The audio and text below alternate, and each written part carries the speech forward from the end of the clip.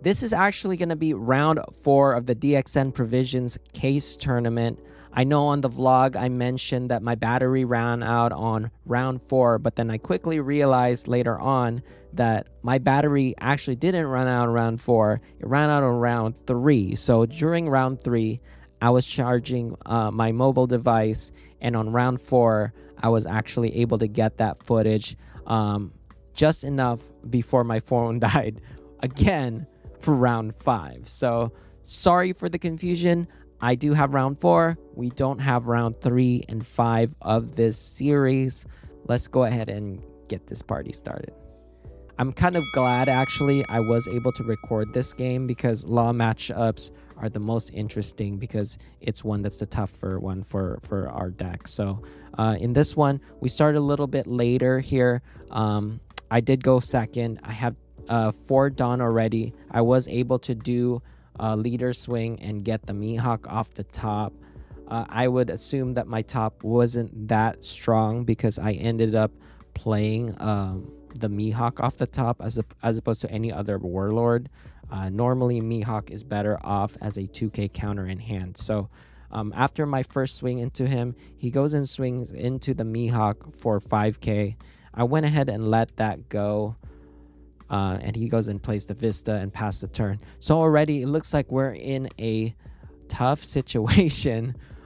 This time our opponent had the curly start into the Nami. Well, or I should say he did Nami first, played the curly, and then second Nami. So he had a very, very strong hand there. So this is going to be interesting to see how we pull out of this game.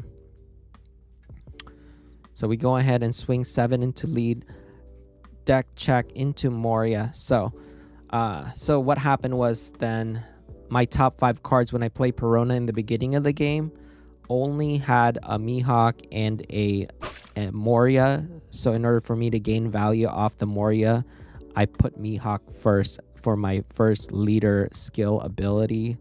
And then now I put my Moria as my second leader skill, so that I can gain some value when I play the Moria.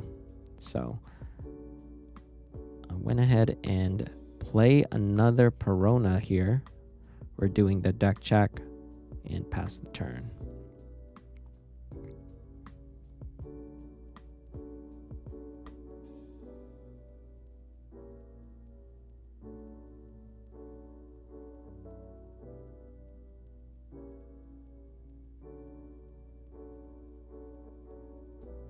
So at this point, my opponent is in a pretty scary position.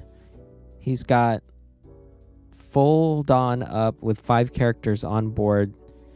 So really anything can happen here. He's going 5 into lead. I'm trying to preserve my life at this point, because I'm not trying to take any unnecessary damage. He goes 5k into the Moria here, and I'm going to go ahead and counter out another counter from my hand.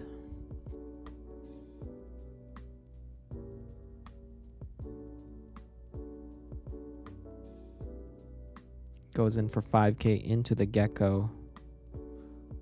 So he's really trying to kill the Gecko here.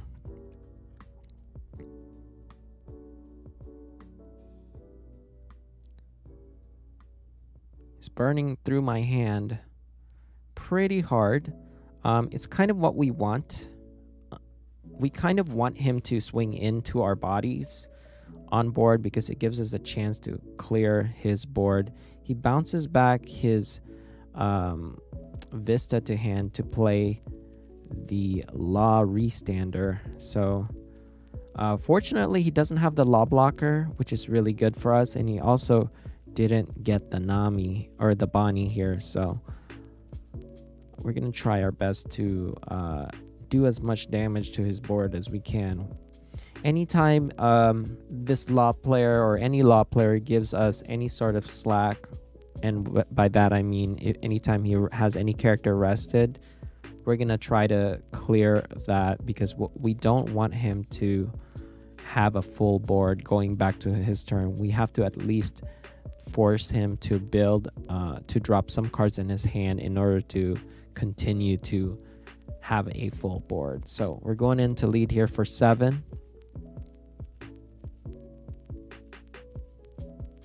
He goes and counters out of that one, it looks like. Not sure if that was the right play. I think it would have been more advantageous for him to just take the damage so he can have more cards in his hand. But he did counter out of that 7k swing there.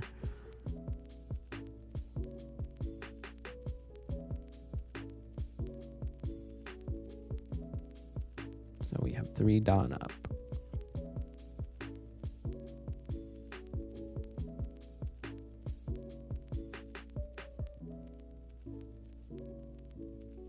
We're going all in, boys. 5k into lead. It looks like he's only got 4 cards in his hand here. He's gonna go and take that damage, leaving him at one life. So in that position, because I saw him counter out of 7k and I knew he was strapped 4 cards in his hand, I saw an opportunity where I could pressure more damage or force him to discard valuable resources. So it made it worth investing the 3 extra Dawn on the Perona so that I could force him to waste valuable resources in hand.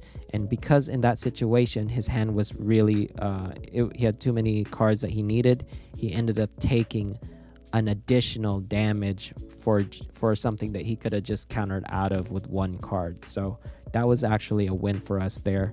He's gonna go 5k into our Gecko, continuing to pressure the Gecko here. Plays the Machina, 3k into the Nami.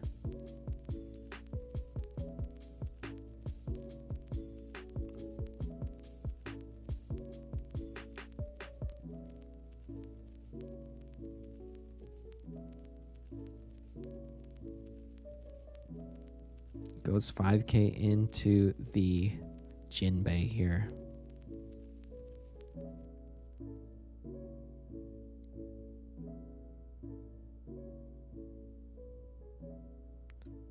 All right, so we go ahead and bottom deck the Nami.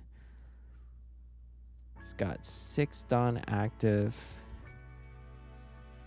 Jinbei is pretty pesky to deal with because it forces Law to have an additional character to play when they kill it, because it bottom decks another character on their board. So he's really clearing our board here, and we really only have a Perona left. He goes into 7k into lead. Just take that damage. I needed to see more cards at this point, and I was in a fairly healthy state there. So we're gonna go another 2 into the Makino.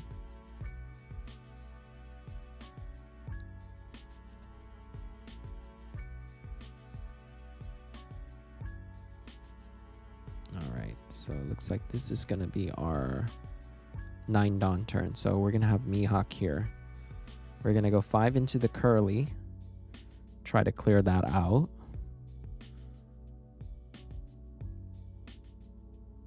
He's gonna block with the Beji. I'm gonna pay 9 and bottom deck a Law Restander, play a Law Blocker, and then pass the turn here. So just like that, we were able to turn it around. The early game pressure that he was applying to try to clear my board kind of backfired on him, because it gave us an opportunity to clear out his board because he had all these characters rested, and now we have a 9k Mihawk on the board, which is very difficult actually for Law to clear. So we're in a pretty comfortable position at the moment. So he goes in 5 into lead. We're gonna counter 1k there, really trying to keep our life healthy. All right, he goes another 5k into face.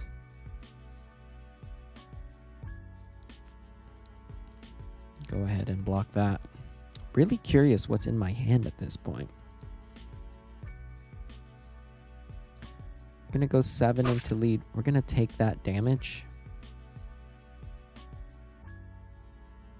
Leader skill, bounce the curly, restand the law, and it looks like he's going in for another 8 into lead. Gonna have to take that one, leaving us at 1 life. Ooh, man, that was rough actually. He still has what looks like he has at least 1 blocker on his board right now.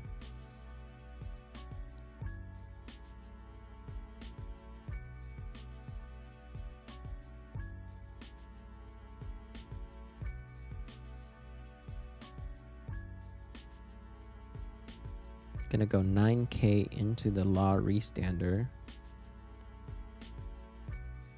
1 Dawn active. He's just gonna chump block with the chopper here. Doing the deck check.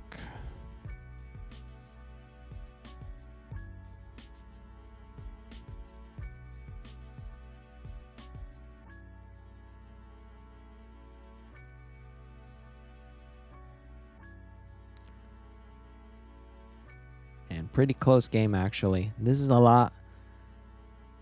Well, even the last law game actually was really interesting also. Law games are always really stressful to play against, and being on the other side watching the game though, it's a lot more entertaining.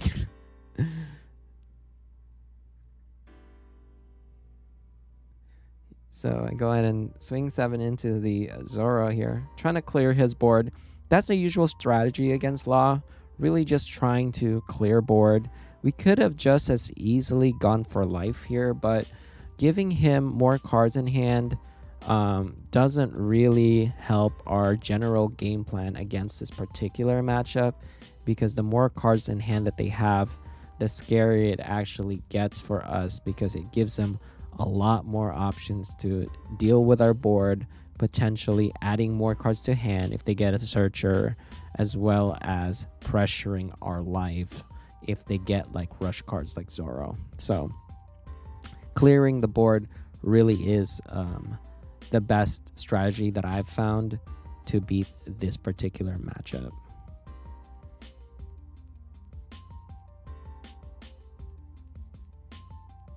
So he is really going in here. Pretty scary when you see your opponent mapping out all their Dawn on their characters on board. But also, I would not suggest this practice, because it telegraphs to your opponent your lines of play here. So he ends up playing the Makino and swinging in 5k into lead. And we went ahead and countered out of that one. He goes in for another 7k into lead.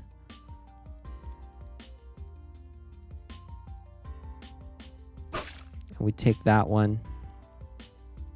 At this point, he's just going all in to us.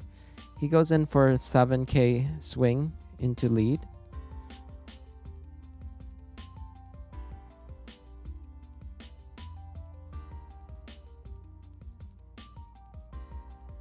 Counter with Love.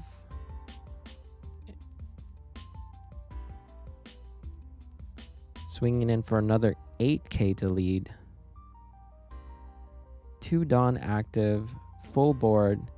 Swinging in for another 8k into lead, and I still had the blocker, so he went ahead and scooped in that game. We ended up taking that game. Moving on to round 4, and as you guys know, moving on to round 5. We don't have the footage for round 5, so forgive me for that one, you guys. So in the next video is going to be round 6.